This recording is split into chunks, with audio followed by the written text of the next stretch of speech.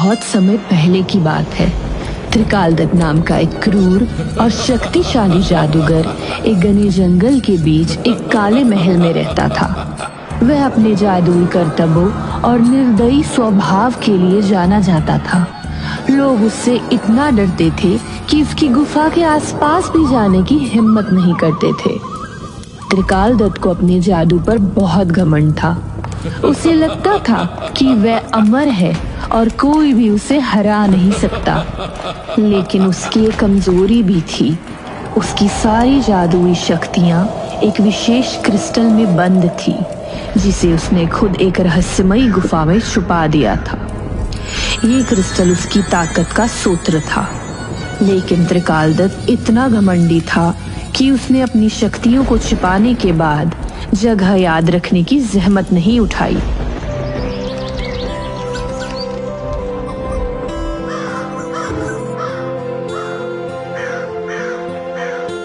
राजकुमार विक्रांत, जो कि राजा का एक लौता बेटा था, न केवल अपनी बहादुरी के लिए जाना जाता था, बल्कि अपने कोमल हृदय के कारण भी पूरे राज्य में प्रिय था। विक्रांत का रोज का नियम था कि वह अपने राज्य का दौरा करते लोगों की समस्याएं सुनते और उनकी मदद करते। लेकिन त्रिकालदत्त की नजर राजकुमार पर पड़ी। ये राजकुमार इतना दयालु और बहादुर क्यों है भाई? सब इसकी प्रशंसा क्यों करते हैं? अगर मैं इसे खत्म कर दूं, तो इस राज्य में कोई मुझसे बड़ा नहीं रहेगा। त्रिकालदत्त ने अपनी जादुई किताब खोली और एक ऐसा मंत्र पढ़ा जिससे वह अपना रूप बदल सकता था। उसने खुद को एक बूढ़े भिखारी का रूप दिया और चंद्रनगर के महल की ओर चल दिया। महल के बगीचे में राजकुमार विक्रांत टहल रहे थे। उन्होंने देखा कि बूढ़ा आदमी धीरे धीरे उनकी ओर आ रहा है। कौन हो तुम? महाराज, मैं एक बूढ़ा और असहाय व्यक्ति हूँ। मुझे आपकी सहायता की आवश्यकता है। इन्हें भोजन और पानी दो। मुझे भोजन नहीं चाहिए राजकुमार, मुझे आपकी सहायता चाहिए।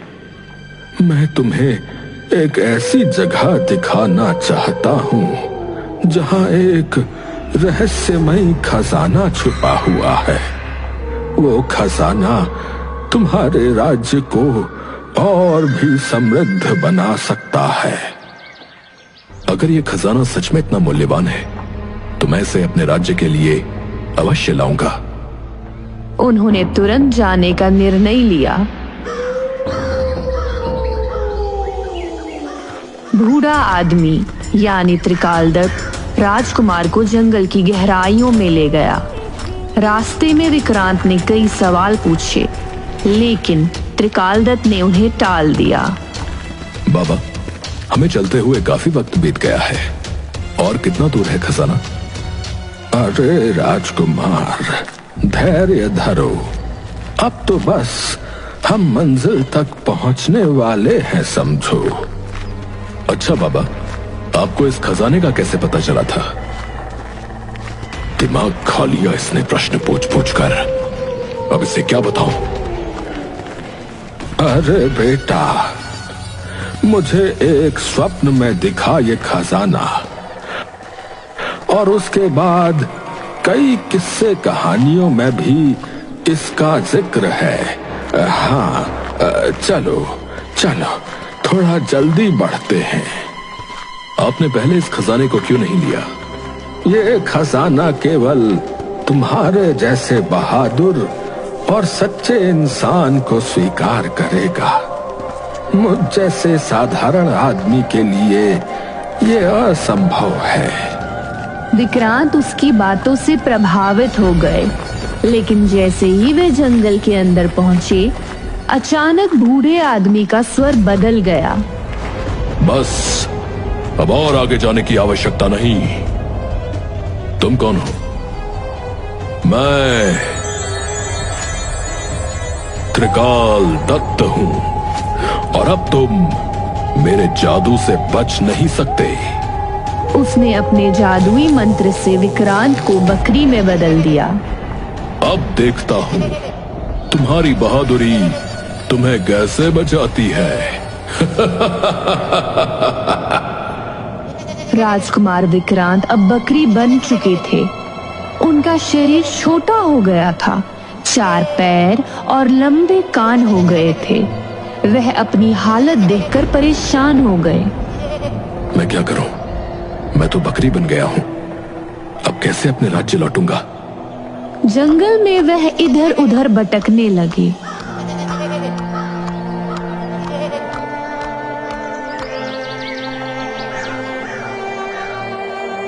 कुछ दिन बाद वह भूखे प्यासे और कमजोर हो गए।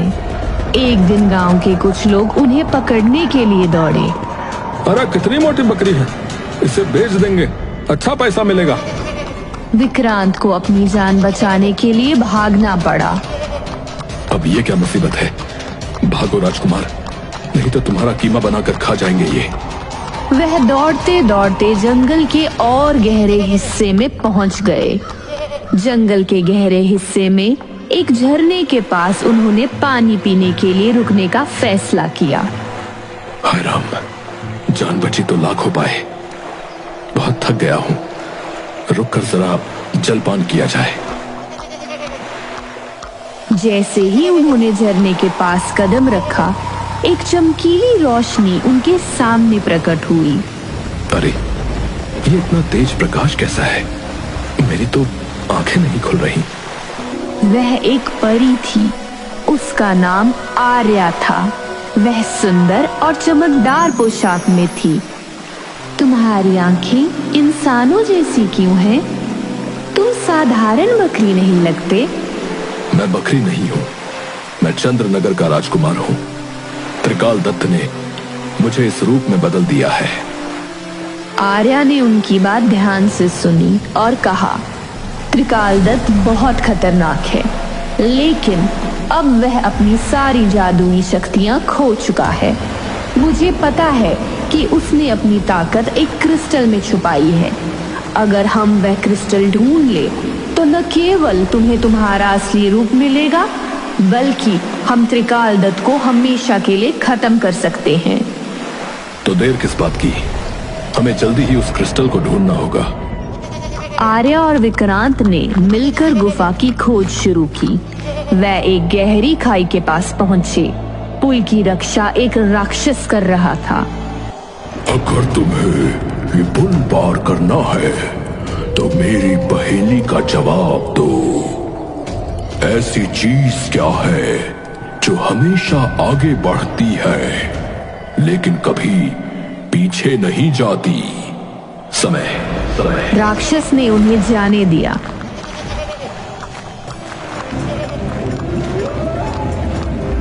अगर तुम इस झील को पार करना चाहते हो तो मुझे एक पहेली का जवाब दो। ऐसी चीज क्या है जो हमेशा देखी जा सकती है लेकिन छुई नहीं जा सकती? आर्या ने मुस्कुराते हुए कहा, आकाश। मगरमच्छ ने रास्ता दे दिया।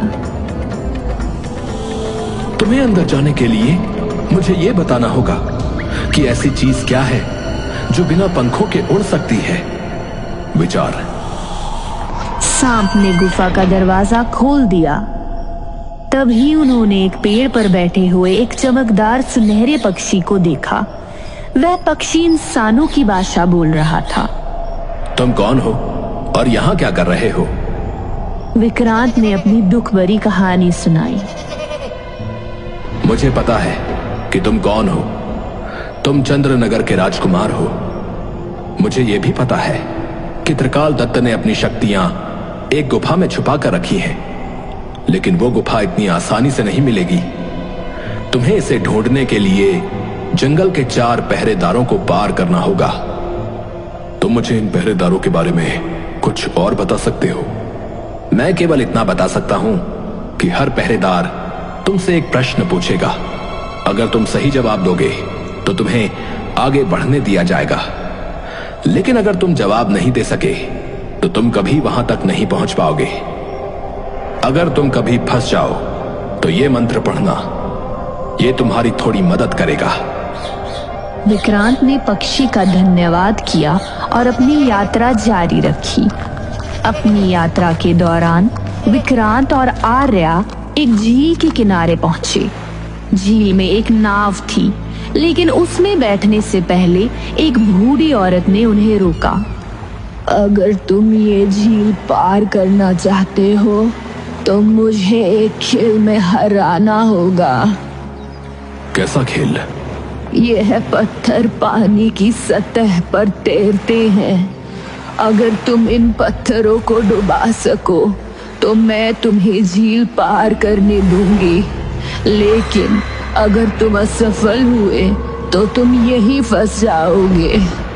विक्रांत ने गौर से देखा और महसूस किया कि पत्थरों में कुछ जादुई शक्ति थी। त्रिकालदत्त ने इस चुड़ैल को यहाँ तैनात किया होगा।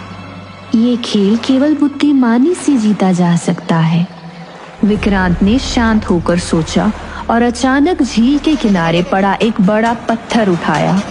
उन्होंने उस पत्थर को छोटे पत्थरों पर जोर से मारा, जिससे जादुई पत्थर टूट गए और डूब गए, जो वास्तव में एक जादुई चुड़ैल थी। तुमने मुझे हरा दिया, जाओ, लेकिन याद रखना आगे और भी खतरे तुम्हारी प्रतीक्षा कर रहे हैं। झील पार करने के बाद विक्रांत और आर्या एक बड़े मैदान में पहुंचे। वहां कोई रास्ता नहीं दिख रहा था, लेकिन अचानक जमीन हिली और चारों तरफ जादुई दीवारें खड़ी हो गई। यह एक भूल भुलैया थी। ये भूल भुलैया त्रिकालदत्त के जादू का हिस्सा है। अगर हम सही रास्ता नहीं ढूंढ पाए तो हम हमेशा के लिए यहाँ फंस जाएंगे।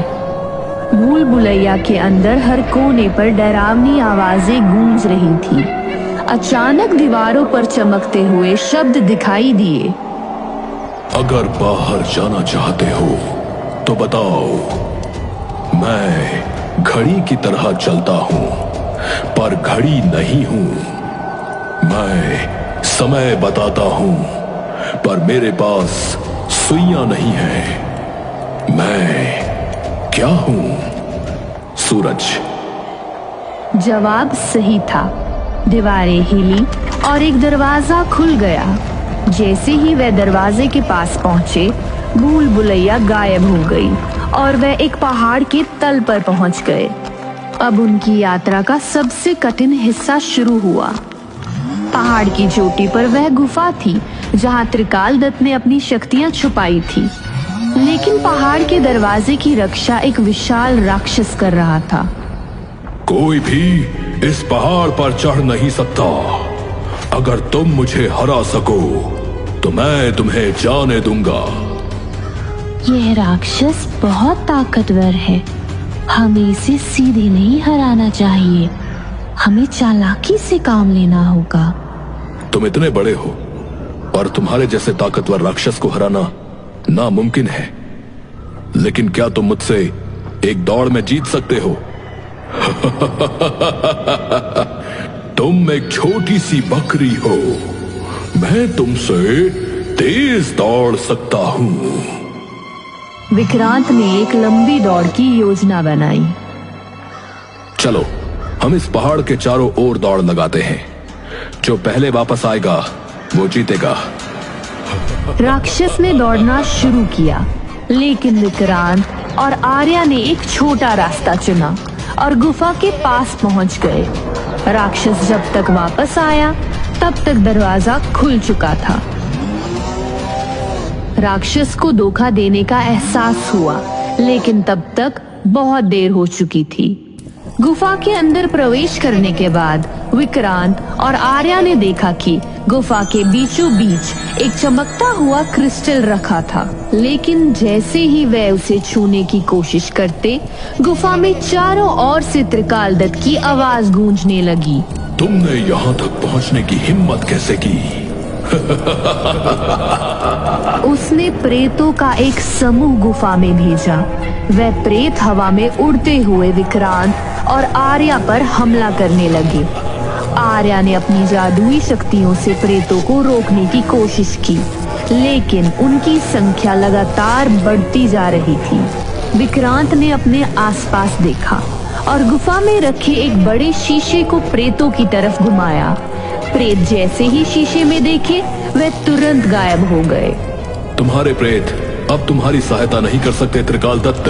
त्रिकाल दत्त ने खुद गुफा में प्रवेश किया और क्रिस्टल को बचाने की कोशिश की, लेकिन विक्रांत और आर्या ने मिलकर उसकी छड़ी तोड़ दी। जैसे ही छड़ी टूटी, त्रिकाल दत्त की सारी ताकत खत्म हो गई। नहीं। त्रिकाल दत्त, जो अब क्रोधित और भयभीत था, गुफा के अंदर चारों ओर मंडरा रहा था। उसकी चमकती हुई आंखें गुफा में जलते अंगारों जैसी दिख रही थी। तुमने मेरी शक्तियों तक पहुंचने की हिम्मत कैसे की? तुम दोनों मुझे हरा नहीं सकते। मैं त्रिकाल दत्त हूं, जो अमर है। त्रिकाल दत्त ने अपनी शेष बची ऊर्जा से एक बड़े धुएं का गोला बनाया और उसे विक्रांत और आर्या की तरफ फेंका। गुफा के अंदर हलचल मच गई, जैसे पूरा पहाड़ हिलने लगा हो। आर्या ने तुरंत अपनी जादुई छड़ी उठाई और एक अदृश्य डाल बनाई, जिसने त्रिकाल दत्त के हमले को रोक दिया, लेकिन डाल कमजोर हो रही थी। आर्या ने कहा, विक्रांत, अब समय आ गया है। तुम्हें क्रिस्टल को छूना होगा और मंत्र पढ़ना होगा। यही एक तरीका है जिससे हम त्रिकाल दत्त को खत्म कर सकते हैं। विक्रांत, जो अब पूरी तरह आत्मविश्वास से भरे हुए थे, क्रिस्टल की ओर बढ़े, लेकिन जैसे ही उन्होंने क्रिस्टल को छूने की कोशिश की, अगर तुमने इसे छुआ तो मैं तुम्हारे राज्य को तबाह कर दूंगा। तुम्हारा जादू अब खत्म होने वाला है त्रिकाल दत्त। तुम्हारी क्रूरता का अंत आज होगा। उन्होंने क्रिस्टल को अपनी मुट्ठी में कस लिया और आर्या द्वारा सिखाए गए मंत्र को पढ़ा। जैसे ही मंत्र पूरा हुआ, क्रिस्टल से तेज रोशनी निकलने लगी। यह रोशनी इतनी शक्तिशाली थी कि गुफा में सब कुछ हिलने लगा। नहीं, नहीं, ये नहीं हो सकता। मेरी शक्तियाँ, मुझे मेरी शक्तियाँ वापस दो। लेकिन रोशनी ने त्रिकाल दत्त को पूरी तरह घेर लिया। उसकी सारी शक्ति क्रिस्टल में समा गई और वह धुएं के बादलों में गायब हो गया। गुफा के अंदर शांति छा गई। त्रिकाल दत्त के खत्म होने के बाद गुफा में चारों ओर एक अजीब सी चुप्पी छा गई। क्रिस्टल अब धीमे धीमे पिघलने लगा। त्रिकाल दत्त का अंत हो चुका है, लेकिन इस क्रिस्टल को भी खत्म करना होगा। इसमें बचे हुए जादू का उपयोग कोई और बुरी आत्मा कर सकती है। विक्रांत ने सहमति जताई। आर्या ने अपने जादू का उपयोग कर क्रिस्टल को गुफा की गहराई में फेंक दिया, जहां वह हमेशा के लिए लावा में डूब गया।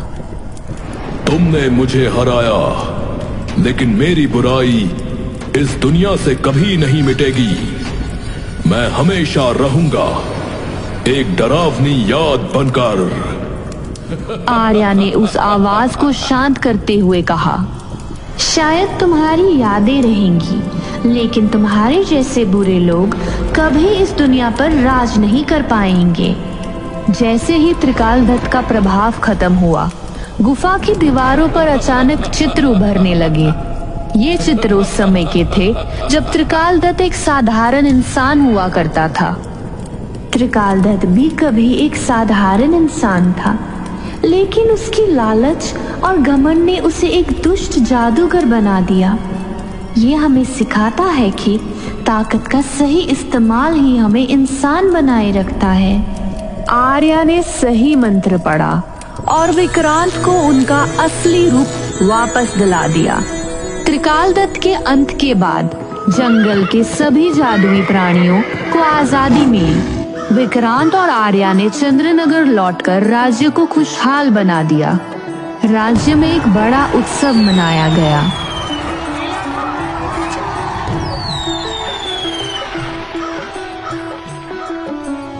तुमने मुझे और मेरे राज्य को बचाया। मैं तुम्हारे बिना ये सब नहीं कर पाता। यह मेरी जिम्मेदारी थी, लेकिन अब मैं तुम्हारे राज्य का हिस्सा बनकर तुम्हारे साथ काम करना चाहती हूँ। दोनों ने साथ मिलकर राज्य को समृद्ध बनाया और हमेशा के लिए खुशहाल जीवन जिया।